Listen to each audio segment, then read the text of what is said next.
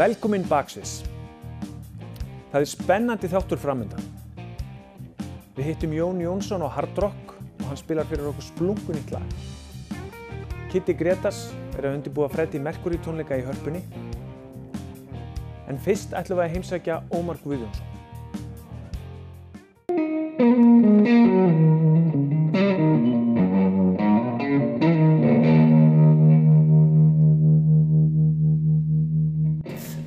Lífið svolítið skizofrenist sko, að mörgu leyti. Maður tekur þátt í alls konar dóti og er í svona hljómsveitum sem maður tekur mikið þátt í, spila með hinum og þessum og reyna að hafa allt skemmtilegt. Það er svona númer 1, 2, 3. Já. En ég var að koma á túr með ADHD til dæmis. Það er svona hljómsveit sem er búin að vera til núna í 9 ár. Vorum að gefa út okkar 7. hljómplötu. Síðan var ég líka að koma heim frá Þýskalandi sem ég er með hljómsveit sem heitir Roffo Roffo.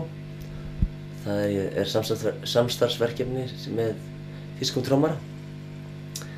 Og þetta er, sem ég segi, allt frá einhverju jazzmúsík í hippa rock'n'roll og allt sem að mér finnst gaman.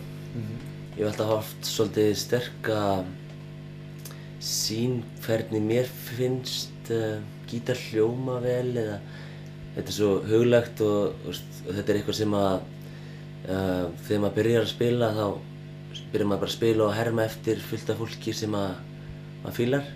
Hvort sem það sé Jimi Hendrix eða Mark Ribot eða einhverjir jazzvirtuósar eða maður reynir að herma og ef manni finnst eitthvað flott og síðan gerist á endanum kannski að myndast einhvers konar samkurl af öllu og ef maður er tilbúinn í það að myndast einhver svona stíll eða það hefur verið mjög mikilvægt svona gegnum árin að reyna að finna eins klísukennt eins og það hljómar einhverja innri rödd að leita hvernig langar Ómar Guðjónsson hljómi. Sko síðustu ár hef ég verið svona sem vinir mínir kalla þetta hljóðfæri með barnalæsingum eða þau eru hálfónýtt að sumu leyti. Það er stundum eins og hafnaboltakylfur eða það er eitthvað, það er sko talandi stílinn og svona þá hjálpar mér það mjög mikið ef það er smá erfitt að vinna á hljóðfærið. Þannig að sko svona silky smooth hálsar, ég finn mig ofta ekki á þeim hljóðfærum. Einu sinni notaði ég bara Fender Stratocaster. Síðustu 3 ár hef ég verið mikið í þessum svona 60s gömlu amerísku hljóðfærum sem eru hljóðfæri eins og Kay og Harmony og þá hef ég fundið svona eitthvað samhljóm með þeim. Og ég held að það sé ekki margir gítarleikarar kannski sammála mér í því að ég hef ég myndi segja kannski svona 60–70% af hljóðinu sem kemur út finnst mér úr magnarnum heldur en gítarnum sko. En það er eitthvað sko, þú getur verið með frábæran gítar, vonda magnara, þá er allt tónlist. En þú getur verið með semi-gítar og frábæran magnara, þá meikar það sens. Þegar maður er að reyna að þróa sinn karakter og vita hvað maður vildi, þá eyddi maður þessum klukkutímum á dag í að fara í tækni eða læra erfið lög en núna er æfingin að halda heilanum hreinum, eða halda túlkuninni hreinni, það bara fara að veiða, fara upp á fjöll, það mín æfing. En auðvitað ég alltaf með hljóðfæri í hendinni sko, það ekki það, en mér finnst sko í dag til þess að ef ég á að segja eitthvað viti, þá verði ég að vera heill gagnvart sjálfum mér og þannig að það þarf ég að næra hugann. Líklega ég er með eitthvað svona grunnsound sem að byggjast upp á hljóðfæri, magnara og 1, 2, 3 pedalum. Síðan hef ég þann háttinn á að vera með svona skrítnadótið sem er eitthvað svona dót sem er eitthvað svona gefur eitthvað liti og það væri þá kannski þú veist, dót sem þú notar ekki í hverju lagi, mögulega einu svona tónleikum eða eitthvað svona til þess að hafa eitthvað variety í hljóðheimum.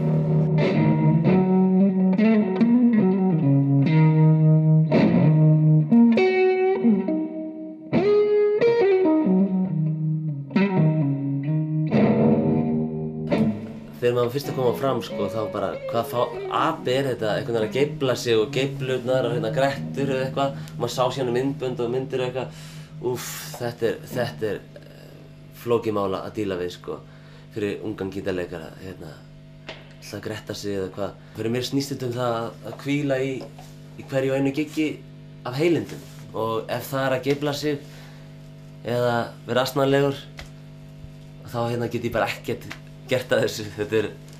Þetta er eins og ég segi,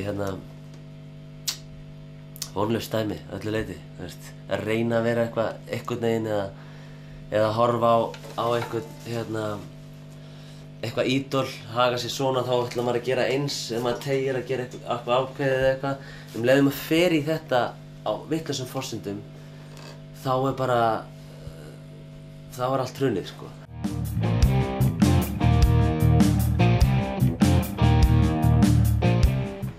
Jón Jónsson. Nei. Jón Jónsson, velkominn Baksviðs. Já, takk hérlega fyrir.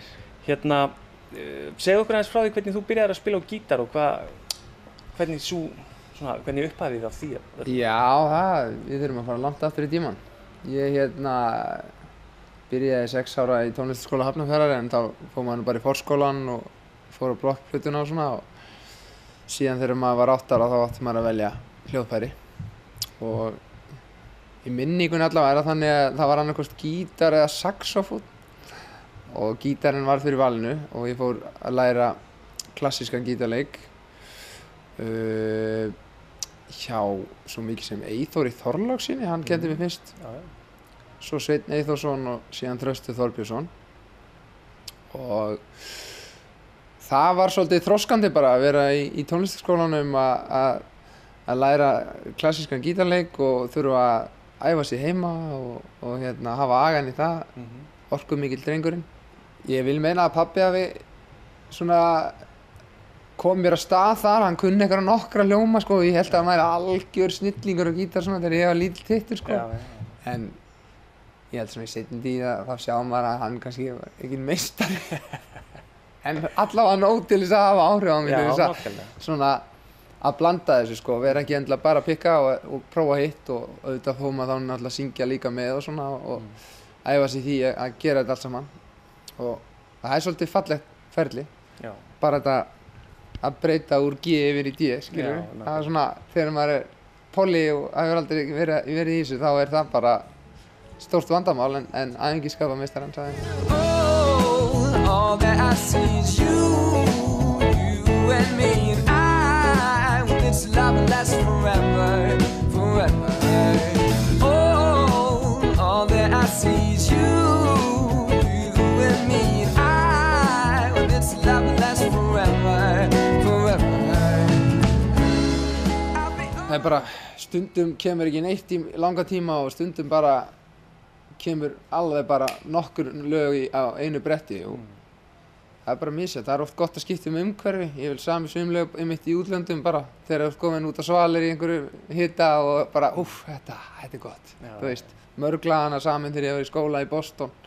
Þannig að þetta er svona yfirleitt svipað ferli sem á sér stað, þar að segja glamra, melodía, texti. Margir tónlistamenn glíma við eitthvað svona óöryggi og svoleiðis. Hefur þú einhvern tímann farið í gegnum eitthvað svoleiðis ferli, til dæmis þú varst að koma með fyrstu lögin þín, að þora ekki að sýna þau eða vera feiminn við að syngja eða eitthvað? Sko, ég held ég hef aldrei verið feiminn við endilega að koma fram sjálfur, sko, en þetta með að taka fyrsta skrefið og bara gjörið svo vel, hér hjarta mitt. Þú veist, ég segir svona, þú veist hvað ég veit, þetta bara sem ég er búinn að geyma hún í skúffu, þetta litla leyndarmálið mitt. Að það var alveg svona skref sem að maður þurfti bara virkilega, heyrðu, let's go, þú veist, bara að spjalla við sig og nú rétti tíminn. En hjá mér þá var þetta samt sem áður þannig að þetta var svona rosalega þægilegt ferli og maður var búinn að fá svo mörg klöpp á bakið að maður var svona ok, nú ger ég þetta og síðan ofanálag náttúrulega gaf Frikki bróðir sem er 3 árum yngri en ég út lag og hafa alltaf bara spilað í drasl og maður var bara heyrðu, Frikki bróðir, hvað er hann að gera maður? Ég þarf ekki út lag, skilju. En svo af því að spurningin þar á undan þú átt marga hittara segiru að þegar þú ert komin þangað að þá þarftu stundum að eiga samtal við sjálfa þig upp á það að sko þú getur ekki verið bara að semja lag bara ok, myndi ekki pottþétt fara í A-spilin á bylgjunni veistu hvað ég við? Er það ekki bara, ég meina það verður að gerast af því að þá ertu ekki lengur trúr sko sjálfum þér að þú verður alltaf að semja frá hjartanu sko þannig að það er svona ef þetta er eitthvað sem ég fíla, mér finnst það gott að þá er það í raun og veru það sem á að nægja sko bara að því að þetta er ég að segja mína sögu. Þú skrifaðir undir plötusamning erlendis árið? Já, 2012. Já. Hvað, getur þú sagt okkur eitthvað frá því? Já, það þar var Boston tengingin í raun og veru sko að því að eftir ég útskrifast þá fór ég á hverju ári til New York spila bæði systir mínar og síðan náttúrulega voru margir félagar mínar komnir þangað og einhvern tímann þegar ég var að spila þarna þá er kominn þarna maður Bryant Reed sem er bróðir L.A. Reid og það tók hann reyndar svona tæplega ár að drulla mér fyrir framan bróður sinn en það skiptir ekki máli gengi eitthvað illa að ná í hann eða eitthvað en þegar það gerist þá gerist það mjög rætt sko það var bara e-mail bara, heyrðu, hann vil sjá þig, ég fer út 10 dögum seinna og skrifa undir síðan einhverjum 9 dögum eftir það eða eitthvað. Það hljómar eins og nákvæmar tölur en þetta var ekki, þú veist, þetta var ekki kannski endla alls svona. En já, það gerist hratt, en í kjölfarið gerist nánast ekki neitt, sko. Og það er örugglega margt sem spila þar inn í sko, það er þeir voru að sæna mjög marga á þessum tíma, L.A. Reid var nýkominn yfir til Epic Records og eitthvað svona. Bróðirinn Bryant Reed, hann var svolítið svona, kannski að þvælast fyrir líka, hann var svona alltaf ætlaði að vera einhver milliliður eitthvað en þú veist það var samt eins og hann væri eitthvað svona, hvað er þetta að gera skilur? Af hverju er ég ekki að tala með einhvern sem actually vinnur hjá Epic Records skilur, þú veist? Þú býr eftir í Atlanta, þú veist, hitt var í New York, sko. Og svo má maður ekki gleyma sjálfum sér, sko, að það þú veist, þó svo að ég hafi ekkert endilega viðurkennt á þeim tíma að Hafdís, kona mín, verður ólétt bara, segjum, bara 3 vikum eftir ég skrifa undir og þá svona bara ómeðvitað, tekurðu smá skref tilbaka því þú veist, heyrðu, ég þarf að fara að bera ábyrgð hérna, skilur. Veist hvað við? Auðvitað er hægt að samtvinna og allt svoleiðis, ég er ekki að segja það, sko. En það er svona, draumurinn að vera líka góður faðir og allt það, skilur, það svona örugglega hefur haft eitthvað að segja. En ég samt sem áður deliveraði öllu sem ég átti að gera og allt þannig, var alltaf að senda þeim demo og nýju lögum og allt að gera, skilur.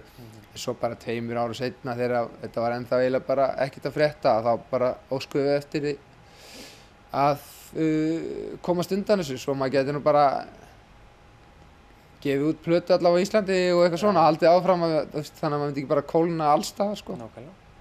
Framundan er bara árið 2017 og ég er búinn að segja við sjálfa mig og örugglega einhvers staðar uppátt að ég þurfa að hlaða í einhvers konar plötu, plata í dag, ég veit ekki hvað það þýðir. Nei, nákvæmlega. Þannig að maður er svona byrjaður svona nokkuð markvisst að vinna í því, bara semja texta heima og hitta félagana og taka upp eitthvað demo sko. En ekkert komið fast á blað hvenær það verður sko nákvæmlega. svo ég náttúrulega bara alltaf eitthvað að flakka með þennan gítar sko og það stendur til hjá mér að uppdata kannski það sem ég geri fyrir framan fólki. Það er bara því að undanfarið, ekki að því að fólki sé ekki taka því vel heldur, bara ég er komið smá ógeð að gera allt það sama. Veistu hvað ég við? Já, bara fyrsta lagið þetta og syngi með ógeð og takk fyrir mig og bless! Þannig að nú þarf ég að reyna að ögra mér og gera eitthvað ætluðu fíli þetta, skilur við. Þannig að það er svona, það er ekkert svona, svarið mitt er ekki já, það er plata núna 18. ágúst og síðan tónleikar í Hörpu. Það er ekkert svoleiðis svar sko. Og ekki ég er að fara á Kung Fu festivalið í það er ekkert svoleiðis. En það er bara að reyna að búa til eitthvað nýtt, halda áfram að skapa, en umfram alltaf þetta er nú ennþá vinnamanns, maður hefði með það, að þá er ég auðvitað bara að spila á hinum ýmsu stöðum.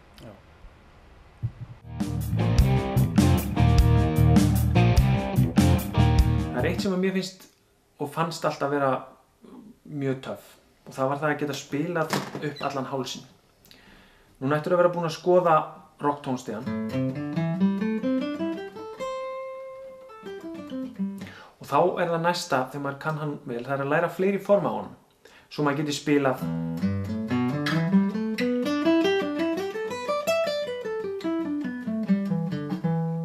svona upp allan hálsinn. Og þetta eru 5 form sem þú þarft að læra. Þetta er nú ekkert meir en það.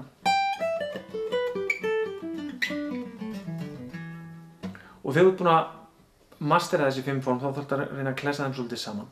En þú munt ekki sjá eftir því að læra þessi form. Því það er ekkert meira töff heldur en að geta spila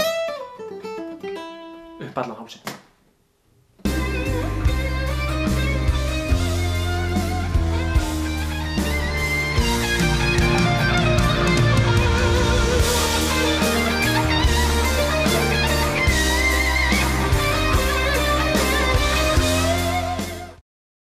Við erum að fara að telja í, ég veit ekki númer hvað þessi sýning er hjá okkur, en þetta er Freddie Mercury heiðurstónleikarnir sem við erum búin að vera að spila núna í 4 ár allavega og ég hugsa að þetta sé að minnstakosti í 10. skipti sem við flytjum þetta, þó kannski ekki hérna í Eldborgarsalnum en þetta er orðið ansi mörg skipti, mjög skemmtilegt.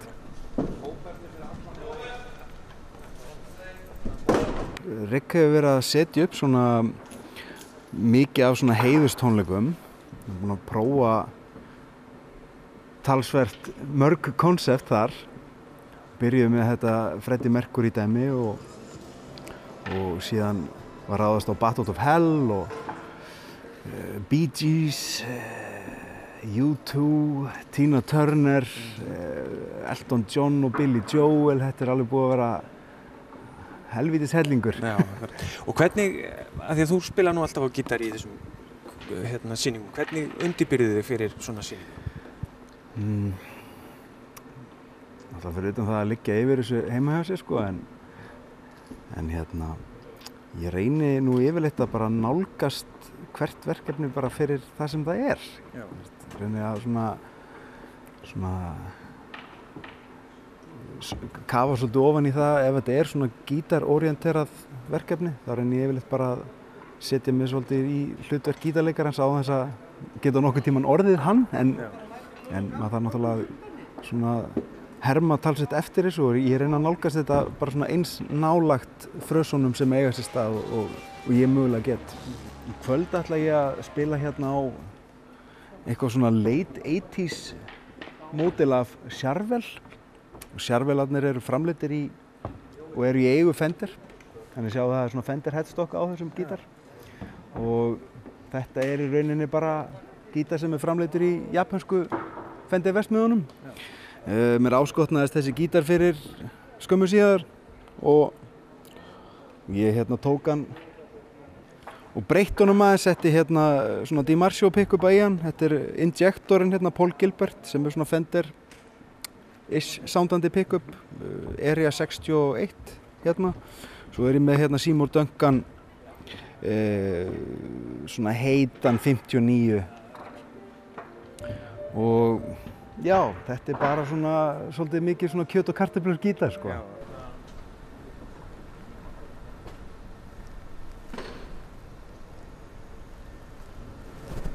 Hún fæddur uppalinn á Akranesi og byrjaði náttúrulega þar í einhverjum svona bílskúrsböndum og eins og gengur og gerist.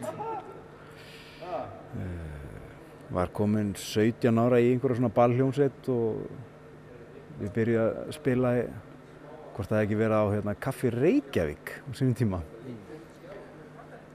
Mjög fljótlega eftir það þá bauð hann faðir minn mér að ganga til liðs við stjórnina. Þá var ég 18 eða 19 ára gamall. Og á þessum tíma þá var ég að vinna með honum Davíð Þór Jónssoni, píanóleikara, sem algjört fenómenum. og við á þeim tíma gengum báðir til þessu stjórnina. Það var mjög skemmtilegu tími og voru þá þessi útgáfa af stjórninni innihélt Fúsa Óttars og trommur og Eið á bassa.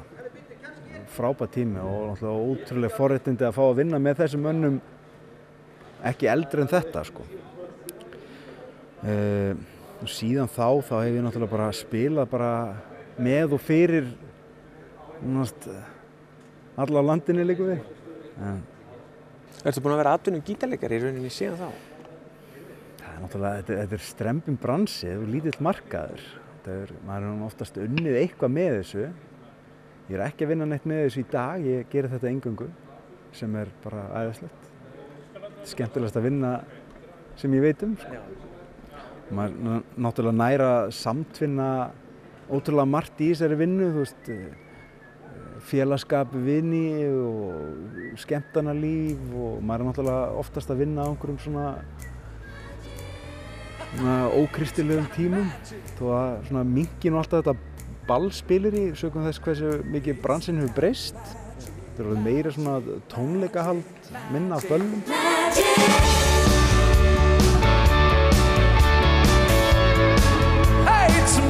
Það sótti náttúrulega tónlistaskólana upp að ákveðnu marki, sko. Ég er svona óttalegt dropout hvað það varðar.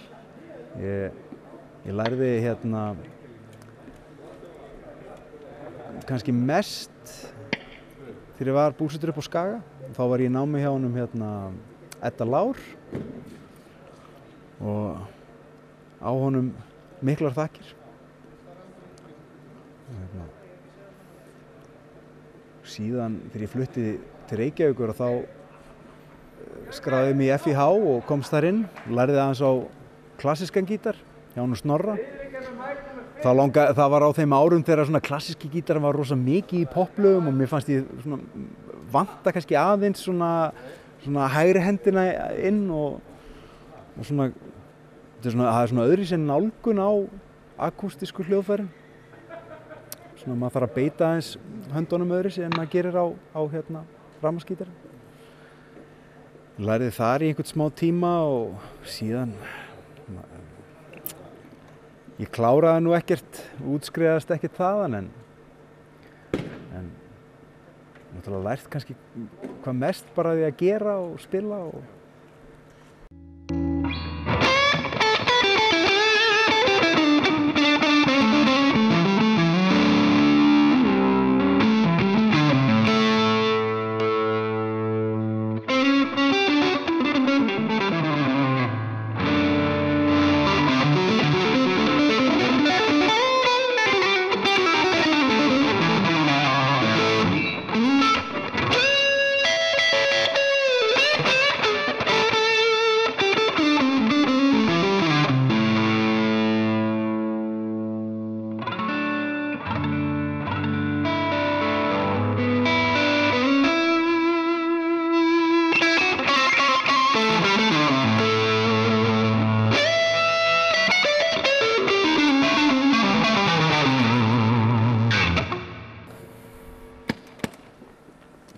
ekki nóg. Þetta er stórkostlegt.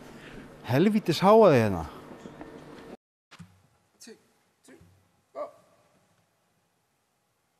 Á ég að rúlla? One.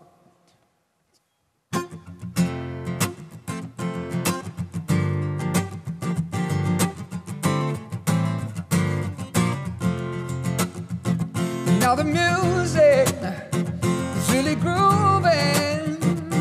Can refuse to you, must you see, do stop moving. And now the music is really grooving. Can refuse to you, must you see, do stop moving.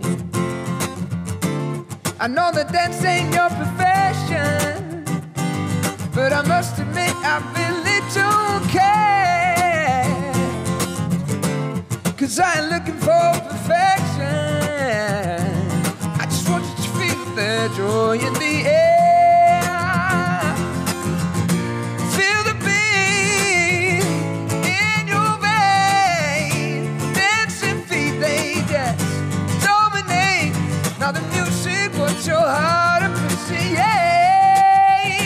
Now the music is really grooving. Can refuse you, must you see, to stop moving. Now the music is really grooving. No, can refuse you, must you see, to stop moving. Now there's a circle around you. They enjoy the fact you dance with your heart. Looks like rhythm just found you. You'll be the star. Say, feel the beat in your veins. Dancing feet, they just dominate. Now the music, wants your heart appreciate. Now the music is really grooving. Can't refuse to you, must use it to stop moving. And now the music, it's really grooving. Can refuse it, you must use it to stop moving.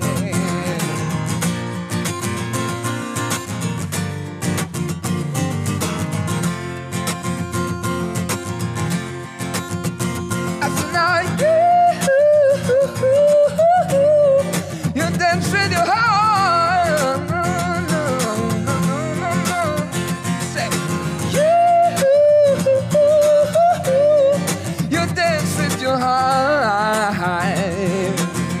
One more time.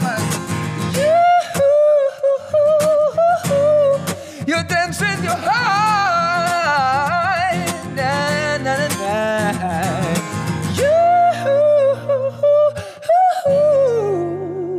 You dance with your heart. Yeah.